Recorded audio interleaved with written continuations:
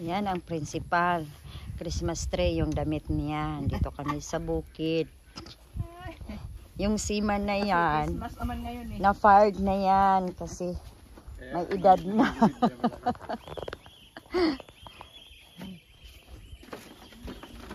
Kami dito. Ganda ng ano nila, oh. Rest house nila. Loy.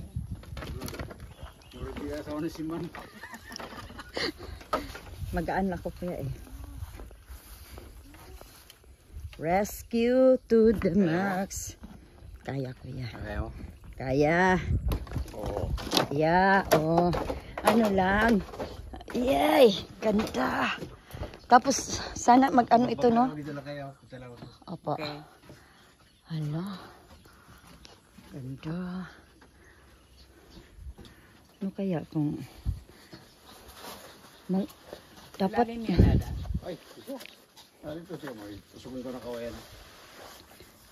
Ayun yung sinabi mo kuya na nilagyan mo ng ano, ng kawayan sa gitna.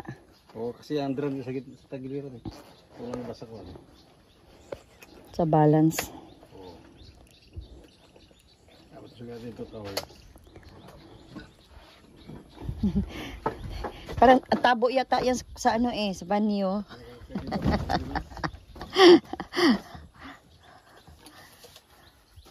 Ay, nga pala. Uy, kuya. Ilang ano yan? Yan ang taas sa akin. Ha? Lalim pala. Ilang ano yan? Ilang Litro?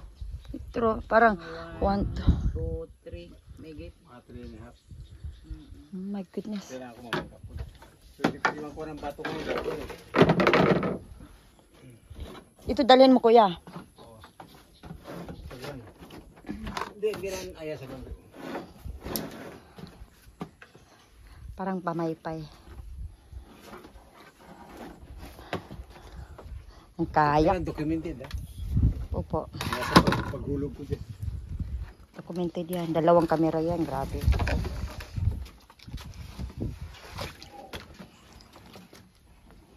Yan ang seaman.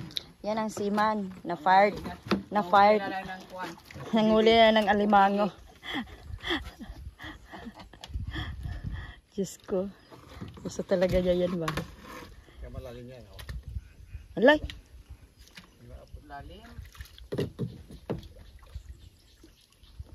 Kasi walang ikan, walang karen. Ay, nagdala ka ng cellphone kuya? Hindi, mahulog. Pahulog. Kiwi, ang ganto, nakukuha niya ng kuwan eh, malinaw. Ah, si Wio? Pro din ang gamit nila. Ah. Galing.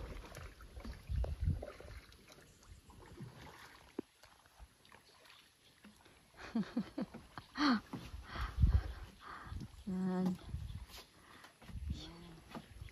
Grabe talaga. Ang kamot dong. Na nagpagbalik niyo muna na kay dalang kuan ko bili. Hindi, diri oy. Yan ang rest house nila. Kung siguro kung wala lang kung ako na sunduin or kung hindi ako nakapasok sa Sun Life, dito ako. Pero sabi ko sa kanya, wala nga akong kikitain dito. Sa Sun Life, kahit pa paano meron ako.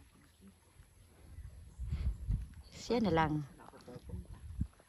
Pero nakakatakot naman kung siya lang dito mag-isa. Ah, Nakatakot din pag siya lang mag-isa. kaya